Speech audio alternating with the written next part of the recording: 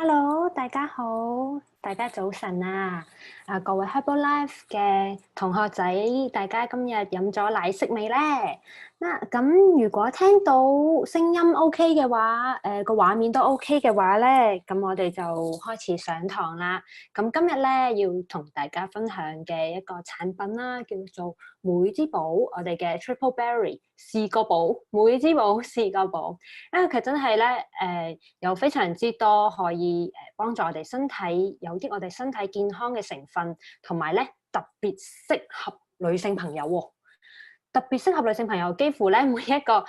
女仔咧，我都會建議佢咧可以用下我哋呢個莓之寶嘅。咁陣間咧，我就會提到點解咧女仔就會特別適合啦。咁男性嘅Herbalife 嘅朋友們咧，唔好走住。咁其實咧，你身邊亦都會有好多嘅親朋好友啦，你嘅媽媽啊、嫲嫲啊、外父啊、外母啊咁樣。其實咧呢啲長輩啦，女性嘅長輩咧，亦都係好適合呢個莓之寶嘅喎。咁我哋一齊嚟睇下莓之寶究竟係點樣樣嘅一個產品啦。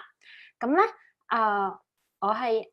歐陽嘉薇營養師，咁大家咧亦都可以叫我 Lala 營養師嘅。目前咧係台灣 Herbalife 呢邊嘅特約營養師，咁同時咧亦都喺台灣生活咗一段時間啦。喺學校啊，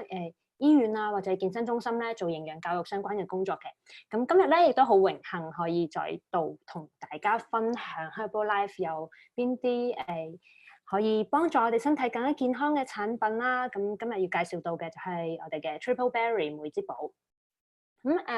其實咧點樣先至算係美麗咧？其實我哋食 Triple Berry 咧，有時候都係希望我哋可以由內而外咧變得更加美麗嘅。咁其實咧，你覺得一個女仔或者一個女人咧，佢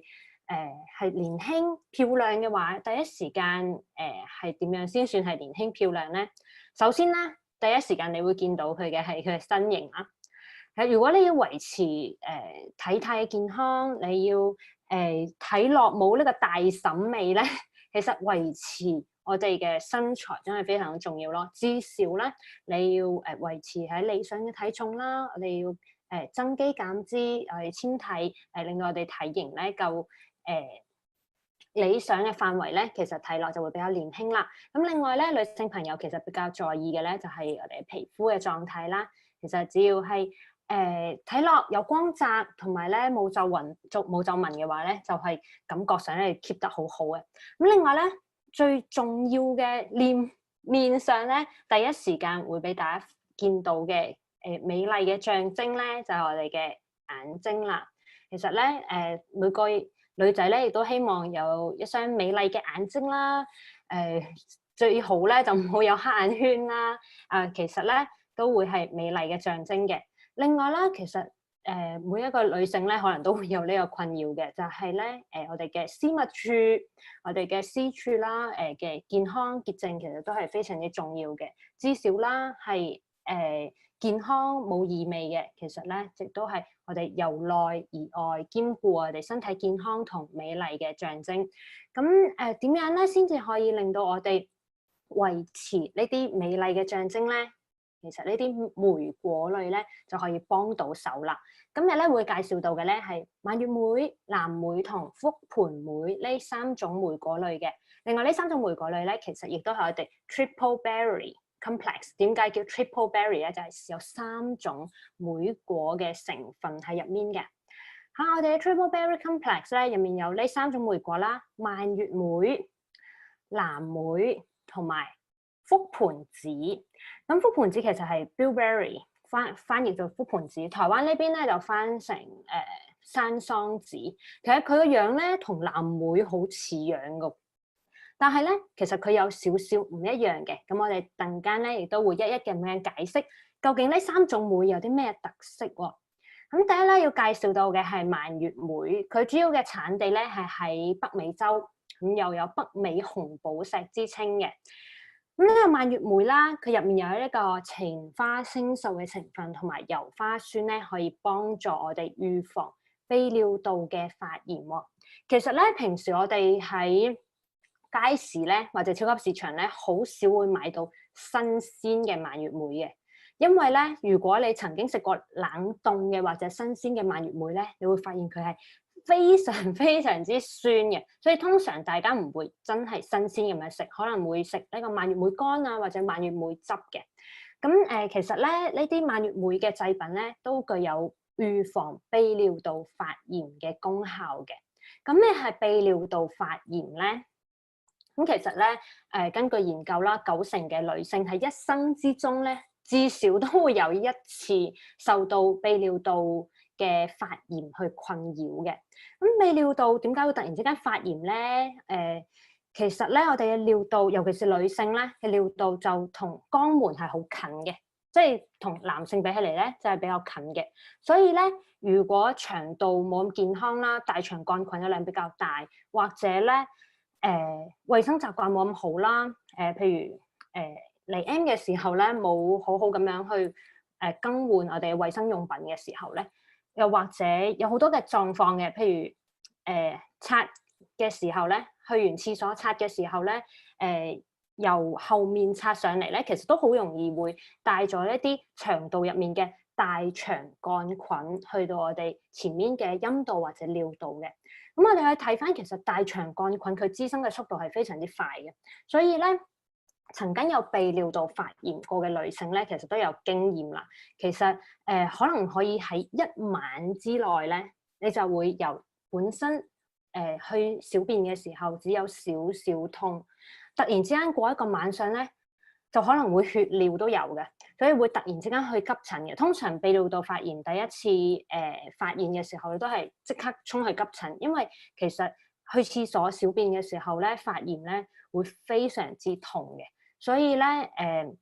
通常咧即刻衝去醫院咧，醫生咧就會開呢個抗生素俾你食啦。咁其實過咗1-2日之後就會好返啦。但係咧有80%嘅女性咧喺半年之內咧係有可能會復發嘅。其實泌尿道發炎係好有可能會演變成慢性嘅發炎啦，或者係好容易復發嘅，因為呢個細菌咧間唔中又會去滋生下。如果生活習慣冇去改變嘅話咧，其實有好容易會復發嘅問題。咁蔓越莓咧，其實可以幫助我哋預防泌尿道發炎復發嘅發生，因為研究發現咧，其實呢個蔓越莓啦，佢可以預防30% 嘅泌尿道發炎嘅復發嘅。咁佢入面呢個前花青素嘅成分咧，可以去預防呢個大腸桿菌黐喺我哋嘅尿道壁或者係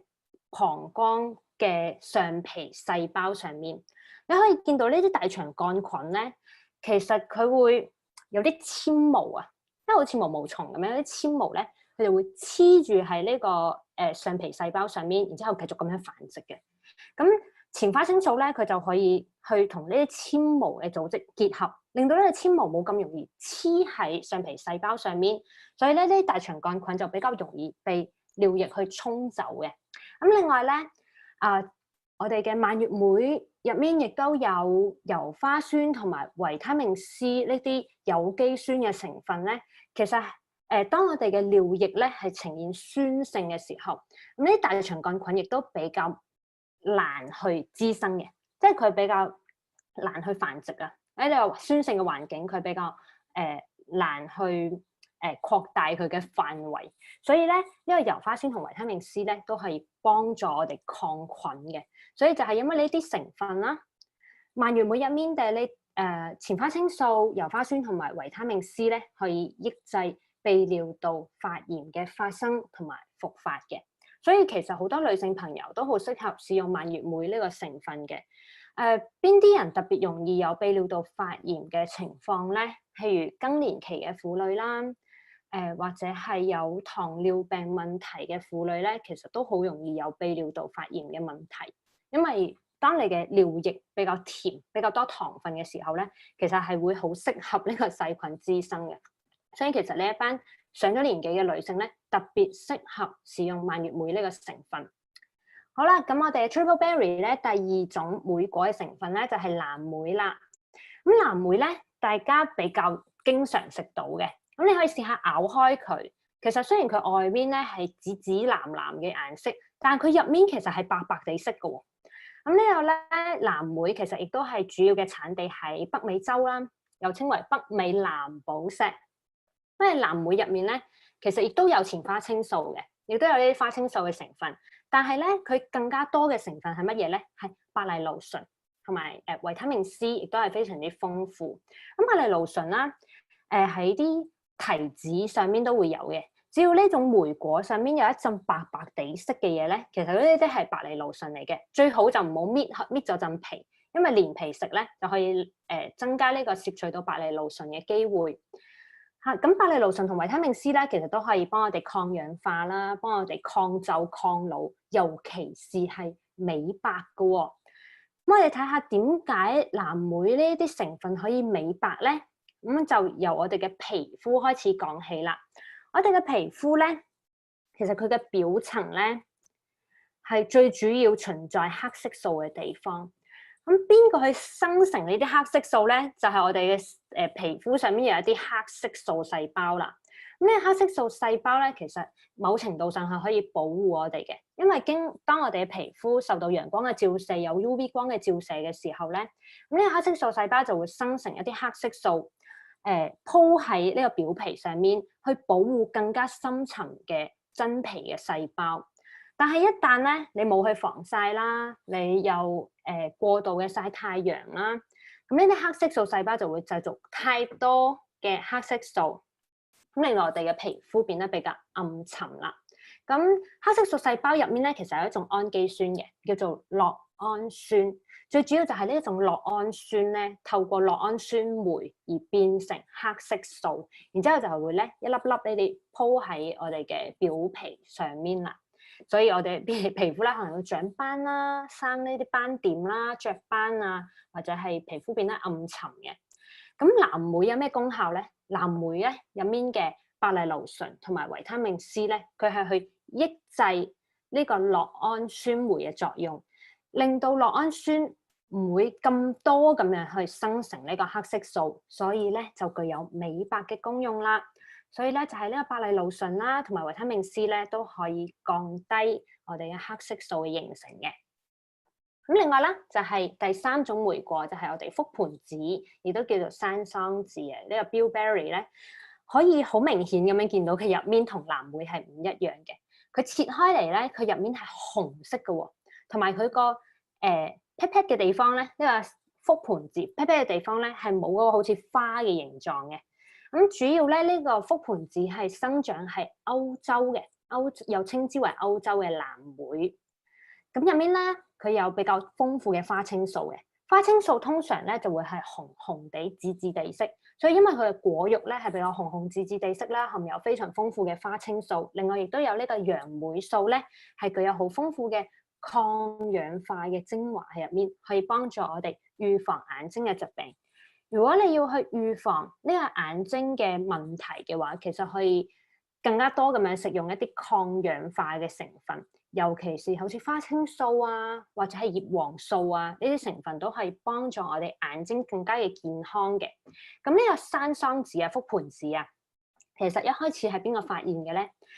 係有一啲機師發現嘅喎，即係揸飛機啊，呢啲機師啊，以前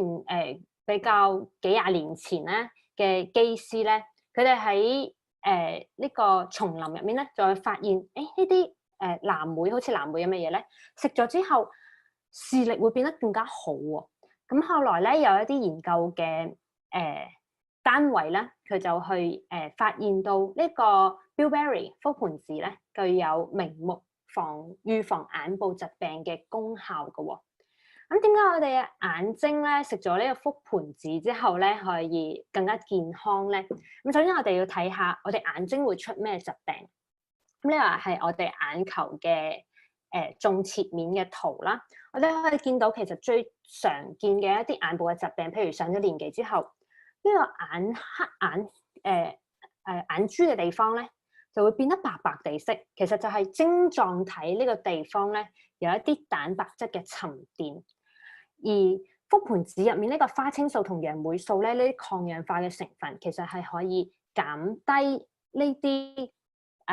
蛋白質嘅氧化，同埋呢啲蛋白質嘅成分沉澱喺我哋嘅晶狀體，所以佢具有咧減低白內障風險嘅功效。咁另外咧，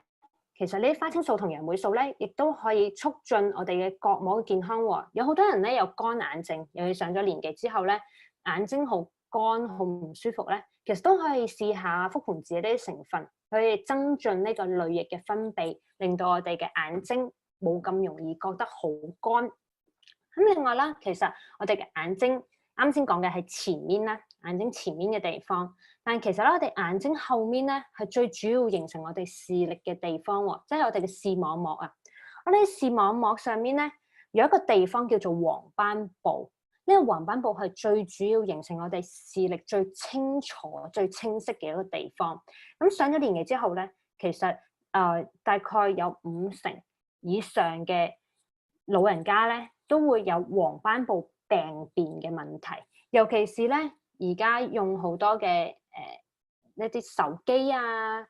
平板啊，或者係成日睇電視嘅話咧，都會好容易傷害到我哋嘅藍光咧。呢啲電子產品嘅藍光咧，會好容易傷害到我哋嘅視網膜上面嘅黃斑部嘅。咁覆盆子啦，佢入面嘅花青素同楊梅素咧，可以幫助我哋視網膜同埋黃斑部嘅健康。首先咧，佢可以幫助我哋嘅視網膜上面一個叫視紫質嘅成分形成，所以咧呢個視紫質係可以幫助我哋喺夜晚黑睇得更加清楚嘅，佢可以增進我哋嘅夜間視力。咁另外啦，呢個覆盆子咧亦都有研究發現，佢係可以降低我哋嘅眼壓啦，預防呢個青光眼嘅發生，同埋咧幫助呢個黃斑部，亦都係我哋視力最清楚嘅呢個地方咧，減少黃斑部發生病變嘅機會。所以其實覆盆子咧最主要做嘅事情咧，就係幫我哋抗氧化啦，幫我哋令到眼睛視力更加嘅健康。咁就講咗咁多呢啲莓果類嘅成分啦。如果食新鮮嘅話咧，亦都係非常之推薦嘅。咁如果你唔係經常食到呢啲藍莓啊，或者係呢啲莓果類嘅成分啦，畢竟我哋喺亞洲地區咧唔係經常盛產呢一啲莓果類嘅農作物嘅。咁我哋可能咧就會揀譬如蔓越莓果汁啊、藍莓果乾啊、蔓越莓果乾啊，咁呢啲食咗得唔得咧？咁其實佢都含有唔錯嘅一啲抗氧化嘅成分嘅，但係問題係咧，當製造呢啲果汁同果乾嘅時候咧，必須要加糖先至好味。因為啱先亦都講到，其實呢個蔓越莓咧係好酸嘅，所以咧如果你食到呢個蔓越莓乾係好好味嘅，你飲到呢個蔓越莓汁咧係好甜好好味嘅話咧，就代表佢加咗好多糖落去。咁其實咧比較建議啲嘅係蔓越莓嘅已經萃取咗呢個精華出嚟嘅一啲製品咧，其實佢嘅熱量係比較低嘅，幾乎唔會加糖嘅，因為其實直接吞落去唔需要加糖啦，而且熱量非常非常之低嘅。食一粒咧，等於你飲咗6樽嘅蔓越莓汁。係因為佢一粒入面其實就有500毫克嘅蔓越莓嘅精華喺入面，等於你飲咗6樽嘅蔓越莓汁。咁你哋估下6樽嘅蔓越莓汁等於你拍咗幾多粒嘅方糖咧？65粒方糖喺入面，佢熱量係非常之高嘅。主要嘅熱量係來自於糖分啦。咁如果你今日咧係食蔓越莓乾嘅話咧，蔓越莓乾嘅糖分就更加誇張啦，等於86粒方糖，熱量非常之高。所以其實啦，都會建議翻大家，如果真係有需要保養我哋嘅泌尿道啊，或者希望皮膚變得比較好啲咧，都係建議食翻呢個蔓莓果嘅精華，會係比較建議嘅。主要係因為咧冇糖分啦，尤其是咧如果你今日有血糖高嘅問題咧，就更加唔建議使用果汁啊、果乾啊呢一啲成分，含糖量太高嘅製品嘅。所以其實咧膠囊咧係會比較建議啲。咁其實咧有啲蔓越莓嘅產品咧，佢唔係做成膠囊嘅，佢會做成呢個咀嚼片啊，即係食落甜甜地好好味，好似小朋友嗰啲鈣片咁樣嘅。但係咧有時啦，顏色越深啊，或者越好味嘅話咧，就代表其實添加嘅嘢會比較多啲。有時啦，有啲膠囊咧，你要睇翻佢係咪透明嘅喎。如果佢係膠囊咧，睇落係粉紅色好靚嘅話咧，其實好有可能咧加咗呢個紅色同藍色嘅色素，係加喺個膠囊嗰度，令到佢睇落靚啲嘅啫。咁所以要睇翻佢會唔會加咗啲人工色素啦？你睇翻個 label，佢上面會有寫嘅。咁另外咧，有冇加啲人工香料喺入面？只要你食落咧，嗰粒蔓越莓嘅糖咧，咬落好香嘅，有啲士多啤梨味嘅話咧，其實一定有加香料，因為蔓越莓啊、藍莓呢啲本身佢嘅香味係唔係好濃郁嘅，所以如果你食落覺得好好味嘅話咧，佢應該就係加咗啲香料啦。咁有啲廠商咧更加誇張嘅，佢其實係冇加蔓越莓嘅成分，亦都冇加嗰啲莓果嘅精華喺入面，佢係加果汁粉，即係咧食落好好味嘅，即係得有香味嘅啫。但係咧其實一啲蔓越莓嘅成分都冇加落去嘅，所以嗰種就會成本好低啦，可以賣得比較平啲，又好味咁樣，好多人會中意食嘅，覺得好似都幾有效，但係實際上咧，其實佢加嘅係果汁粉，所以如果你睇翻佢成分，佢係寫咗啲譬如咩蔓越莓風味粉啊、藍莓果汁粉啊，其實就會代表佢入面嘅莓果嘅成分係比較少嘅。咁另外啦，有啲為咗佢好食嘅話咧，又會加咗啲糖落去啦。就熱量就會比較高啲，所以咧揀呢啲莓果嘅產品嘅時候，要睇翻佢有冇添加呢啲人工嘅添加劑喺入面。其實唔需要加咯，你只要係做成膠囊嘅話，就唔需要加呢啲嘢喺入面嘅。咁今日啦，我哋點解要揀呢個 Triple Berry 莓之寶去保養我哋嘅身體咧？其實就係因為啦，佢係比較濃縮嘅成分啦，有3種莓果嘅精華可以幫助我哋嘅眼睛啦、我哋嘅皮膚啦，同埋我哋女性嘅私處咧更加嘅健康。咁佢完全係冇加糖嘅，無糖低熱量，亦都冇添加一啲人工色素、香料、甜味劑喺入面，所以係比較冇負擔、冇添加嘅。咁另外咧，只要係揀呢個農產品嘅話，有添加農產品嘅嘢咧，你一定要睇翻佢有冇農藥殘留嘅測試嘅。咁我哋嘅 Herbalife 全線所有產品咧都有通過嚴格嘅農藥同重金屬嘅測試，所以係可以好安心咁樣日日去使用嘅。咁既然日日食啦，咁一日入面嘅邊一個時間食會比較好啲咧？咁第一個時間咧就係建議睡前嘅。因為咧，我哋成晚都冇去廁所，其實咧呢段時間係特別容易滋生細菌，我哋嘅泌尿道特別容易滋生細菌，所以瞓覺之前咧，其實都可以食一粒先嘅。咁另外咧就係經常被人忽視嘅時間，就係性行為之後，其實都係需要嘅，因為喺性行為嘅時候咧，其實特別容易咧令到呢個大腸桿菌侵入我哋嘅女性嘅私處，或者係泌尿道嘅，所以咧其實性行為之後咧，建議都可以食一粒呢個莓之寶，可以預防呢個泌尿道發炎嘅發生。其實好多研究都發現嘅，有一個醫學上嘅名詞咧，叫做蜜月期嘅尿道發炎。蜜月期嘅尿道發炎，即係咧一啲新婚嘅夫妻啊，佢哋可能性行為嘅頻率比較高啲，所以咧就會特別容易咧喺蜜月期之後咧有泌尿道發炎嘅情形發生。所以其實咧呢個係大家比較冇咁經常留意或者唔好意思提出嘅，但係真係喺臨床上面有好多嘅婦女咧係性行為之後啦，冇去解尿啦，或者冇去食用翻一啲保養品、莓果類嘅製品咧，就會好容易有發炎嘅情況發生嚇。另外咧，其實我哋莓之寶咧係有一個最佳嘅拍檔喎。莓之寶嘅最佳拍檔咧就係益生菌啦，因為咧泌尿道入面呢個細菌最主要嘅形成泌尿道發炎嘅呢個細菌大腸桿菌喺邊度嚟咧？就係喺我哋嘅腸道而嚟噶嘛，咁所以咧，如果你嘅腸道入面咧好菌比較多，大腸桿菌呢啲壞菌比較少咧，其實亦都可以具有預防泌尿道發炎嘅功效嘅。所以咧，莓之寶其實係可以同益生菌一齊食嘅，而益生菌其實亦都好適合喺睡前食，所以咧相輔相成，莓之寶同益生菌可以一齊咁樣使用。咁邊個會比較適合補充呢個莓之寶啦？就係希望泌尿道健康嘅婦女啦，尤其是女性更年期嘅婦女啦，又或者係其實有好多懷孕中嘅媽媽咧，都有呢個泌尿道發炎嘅問題存在嘅，所以其實懷孕期嘅時候使用咧係 OK 嘅，都係好安全嘅。咁另外咧就係上咗年紀嘅女性啦，同埋糖尿病患者，糖尿病患者亦都好容易有泌尿道嘅問題，同埋長期臥床，即係長期